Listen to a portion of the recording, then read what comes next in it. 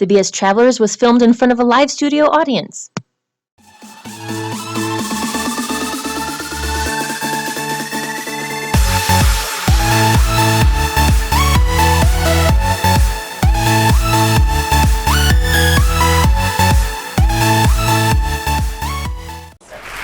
Welcome back.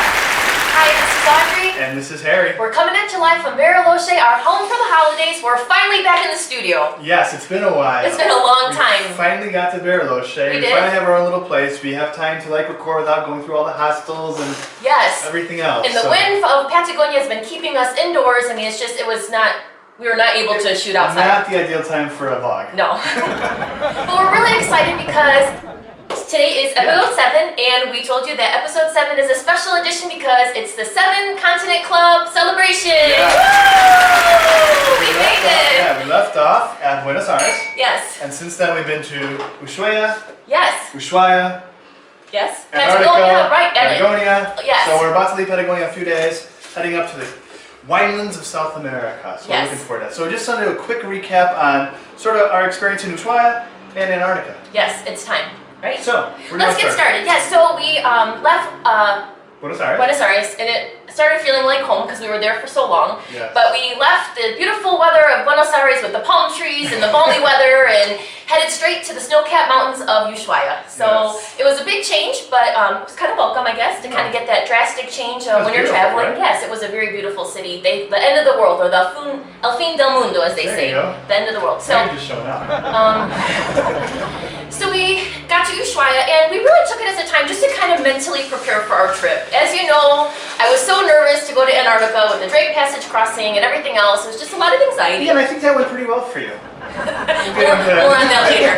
But, we got to Ushuaia, and we kind of settled in and took in the city, and, we did a couple of things, like I said, to mentally prepare. So for Harry, he checked off a thing on his bucket list. Yeah, I've always wanted to go out and, get the king crab and sort of dissect it, right, all the way down to the I guess the crab heart almost, to the layer of the crab, get in there. And so that's what we did. It was very pricey. It was, and luckily with the Blu-ray, it wasn't as pricey as anywhere in the US or anything. It was about $53 for a huge, I think it was 3.75 pound crab. So we ate that thing up like crazy. Yes, and what an experience. You walk into the restaurant and it was Volver. The name of the restaurant was Volver. Right. We had a wonderful time. They very totally good laid out the red service. carpet for us. And since I'm the one that likes the critters and the creepy bugs and all those crazy things, Harry quickly shoved me forward to pick it up. I volunteered to be cameraman. Yes. And we wanted to make sure we had the right angles and everything. So I allowed Audrey, I said, all right, go ahead, you can pick up the crab. He just didn't want to touch it. But I reached in and I got to handpick the crab that we wanted, and the things were humongous and very sharp and pointy, but what a cool experience to be able to do something like that. It's not something you would do all the time, and not someplace in the world you can always get these humongous king-size crabs. It's just, I watch a lot of Deadliest Catch back home, right? Yes. And so, if I'm in Alaska, this is a place I want to do it, and down here, I can't think of 2 other places in the world where I'd want to go after the crabs. Right. It's sort of like being in Maine and having lobster. You just splurge and you do it. Right? And it was worth it. We really had a nice experience there. So that was his kind of thing to mentally prepare, check off his bucket list in case we don't make it back from the Drake Passage. And for me, I got to do a little shopping spree, surprisingly. Because, unfortunately. Unfortunately. So here's the tip. So we went down there with the assumption that we were going to rent some clothes down there, the waterproof pants, right? Yes, the waterproof pants, because, traveling light, we didn't want to pack all this extra winter gear. We didn't think we were going to be needing it. And we went with Cork, and they said you have to have waterproof pants. You have to have them. So we're like, okay, we'll rent them when we get down there because we're not going to buy waterproof pants and basically travel with them for 3 months and never use them. So we said, that's stupid, let's just rent them. We heard it was supposed to be $20 for each pair. From a fellow traveler. And we're not exactly sure what happened, but we went to the exact same place. And the cost was, and I even wrote it down, 65 to 90 USD for, the 65 was for 11 days. And if you wanted to rent any further, it cost, like I said, 90 USD. So at that rate, here is I'm not renting pants, I'm wearing my North Face pants I brought. That are just your traditional North Face pants, almost like a water-resistant pant. Yeah, he was I said, Audrey, we're not going to blow all that money on waterproof pants for you, we're not going to even buy them. Because Audrey was very adamant about getting these waterproof pants. I didn't have a pair of pants. Well, I didn't have a pair of pants that would be sufficient for Antarctica. And I said, just get North Face pants, they're pretty much water-resistant.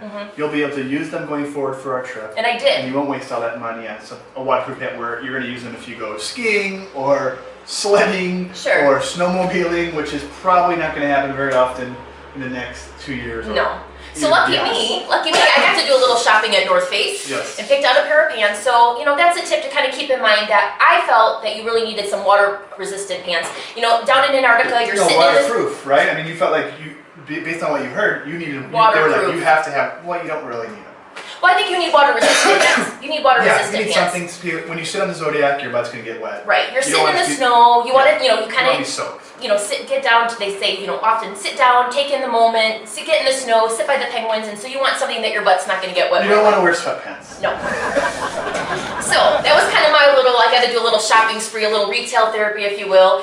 And we also bought some really cool buffs that came in very handy, and that's actually a good tip because we use those buffs. You'll see a picture of us wearing these things. They were about $8, but they were so handy, and they kept us so warm.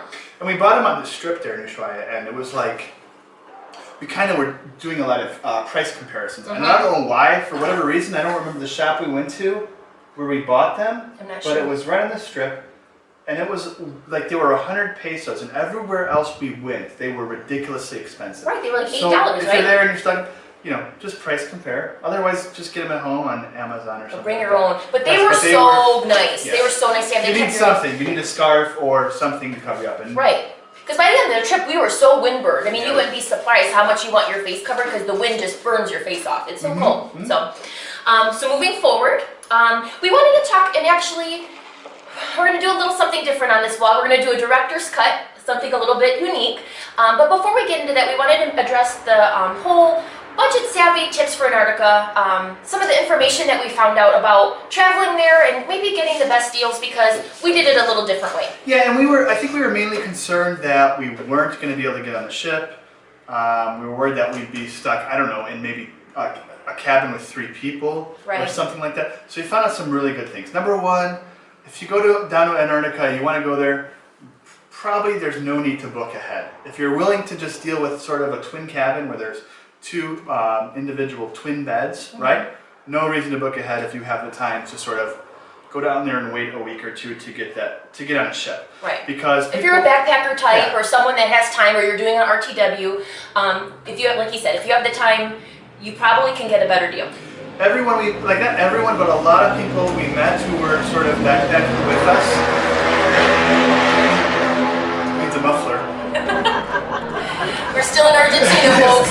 The party is continuing especially all the time. It's Christmas Eve, right? It is Christmas Eve. So it's actually a little quiet. Yeah. But what were you saying? So I was saying basically, you know, if you're like that backpacker type, right, and you have that week or 2 to get to basically explore Ushuaia and wait for that seat to open up on these ships, I would totally do it because basically right when we walked in the hostel, we saw last minute deals, right? $4,000 to $4,500 per person. We paid about $7,000 per person. Correct. So for about pretty much the same deal. There is some slight risk because we found out like one of the ships that were leaving while we were out in Antarctica, so their engine broke. So all those people who booked last minute, they're the ones who actually got bumped. Right. And everyone who booked ahead were able to get moved to another ship. So there is some risk, but not a whole lot. I think it's worth going down there if we were to do this all over again and look for those last minute deals because there were so many. It wasn't like it was rare. It's very common to get those last minute deals. It's almost like people are seeking them and there's plenty of supply for them. We thought there was a lot less supply from what we heard going into this. There's tons of supply. It appears that there's rooms that are open. They want to get these ships full. They want to get the money coming in. But around town we saw pictures at the hostels and at the restaurants, last minute Antarctica deal, and we'll tell you right now the rates that we kind of heard from 2 travelers that we met on the road. One was given a price of $4,400, right? And then a woman that we met actually on a hike in El Shatan. El Shatan. She was actually leaving for Antarctica in a couple weeks. She was quoted $4,000. So if you get those last minute deals, it really could save you a lot of money. And there's a little difference in the number of days for those 2 prices, but basically they were about the same. So I had to close the window. Apparently somebody's like singing out here on Christmas Eve. Maybe it's a Christmas carol. Anyway. Moving forward, so those are some tips to consider because I just think for us, our trip really was basically, Antarctica was my #1 destination that I wanted to go to on my RTW, and so I didn't want to take a risk. So I guess looking back, to me, it was worth the money not to have our trip ruined, or to guarantee the ship that we wanted. And the other big thing was we were worried that, okay, we're going to get stuck in some triple with some total weirdo. And what we found out talking to these people is that they never book people who are opposite sex. So if you're a woman traveling solo, you're going to be booked with another woman. Right. If you're a man, same thing, right? So we would have been fine. They would have stuck us in our own cabin. So even if we got a triple, it would have been just our cabin because they wouldn't book those same sexes together. So some things to keep in mind. If you have any questions, of course, feel free to contact us. We'll be happy to give you any information that we found along the way. And we do have some contacts that we've met through some of the people who booked these trips. So go ahead and reach out to us. We'll give you them. Yeah. So, like Audrey said, right now we're going to go ahead and show our video that we posted to YouTube on our trip to Antarctica, and then we're just going to give sort of our director's commentary. Yeah, the behind the behind scenes, what the really scenes, happened on that what ship. were we thinking, what happened, what was going on, sort of some feedback behind. So I think this will be pretty cool for both of us, listeners, right, viewers. Yes, and for us to relive the experience, because we'll be happy to relive it as much as you. I even have goosebumps now because talking about it is just amazing. It was a great trip. So let's get started. Yes, so enjoy. Cheers. Okay, thank you for joining us for Exploring Antarctica with the BS Travelers. Director's cut, behind the scenes. So this is the moment of, the true moment that we landed on Antarctica, the continent, right? Yes. This is very cool.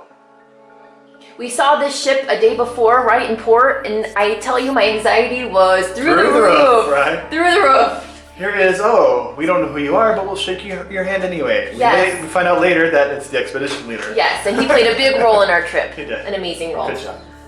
This is us boarding, and you guys, you don't know it, but I'm so anxious at that moment. I'm so nervous because of why we're soon entering the Drake Passage. This looks very calm compared to what it really was. Right, because this was awful. this was into the trip, right? Yeah, the first 2.5 days there, it was awful crossing the Drake Passage. It was rough. But more on that later. And this is what it looked like when you get there. Look at how calm it is. Yes, right? it's amazingly beautiful. Like, okay, this is it. 7 continents, this is happening. Yes. Any moment now. And so I really love this next scene because you can capture the moment because you hear the anchor dropping into the water. Very cool. And this is like, yay, we are doing it. We're heading to the first continental landing. They differ, between island landing and the continental landing. And so this is us actually making landfall. Love this moment. Audrey just sort of taking in the moment, right? Taking the moment. Oh my God, I made it. This was a cool story. So our friends that we met from Chicago, Dabble and Travel, you probably see them on Facebook, they saw the exact same curved iceberg a year prior. So yeah. it's in the same spot, right where it was, and a year later, it's in that same spot. Yes. To me, that's just mind-boggling. I think that iceberg's sitting there all year like that in the same spot. Just a little shipwreck, right? Shipwreck from the 1920s, a whale ship. And this is us celebrating. Raise the roof! Yes. We found it very funny that boat was from NASA, didn't we? Mm-hmm. It's a NASA ship in Antarctica. Yes. Doesn't make sense. Harry's favorite day. Yes, Danko Island. This was beautiful. We woke up really early, about 5 in the morning. We were on this hill by maybe 6:37, walking up this huge hill. Just a row of penguins. You can see them off to the right. Just a beautiful moment. Right. You guys don't know it, but Cowboy from Kid Rock's playing right now, and I am getting my groove on because I am so excited to be here. I'm flaunting my jacket, my yellow jacket. That was hilarious. My favorite day, yes. This is the most beautiful scenic outlook I thought from the top of this hill. It was just amazing. At Brown Station. At Brown Station. Yeah. And then what's funny is if you go to the top here, we both sled on our there, pads. yeah, you can see it. People start sledding down this humongous hill just on their pads. And the more people that went, the faster it got. Yes, and it's dangerous because someone broke their arm doing it one year, we heard. Oh, I didn't hear yes, that. I did.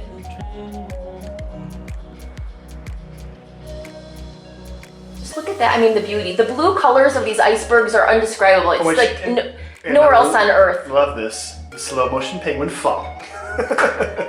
But when you look at this stuff, you don't realize it's just pure silence. You just hear the snow falling when you're looking at these scenes. It's just... That was from the porthole of our room. Lamar Channel. So this is like the narrowest channel we passed. Yes, and we were the first ship in because the ice had just broken up and we weren't sure if we were going to be able to make it through, but we did. And so we got to celebrate at Verdanski Station.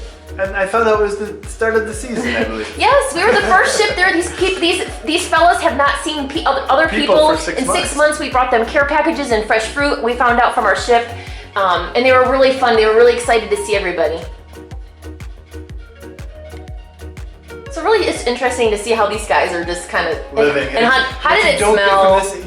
How did it smell? Like a tavern. Just a night. If you think of like just an old tavern of Yes. cigars, it is the start of the season. We love that guy, right? And you guys, they had this loud ass polka Ukrainian, and that's why I was doing that crazy it was dance. so funny. And you don't see us doing another shot at the bar. We did 2. We did 2 shots each. It actually was not bad. I mean, look at that beauty.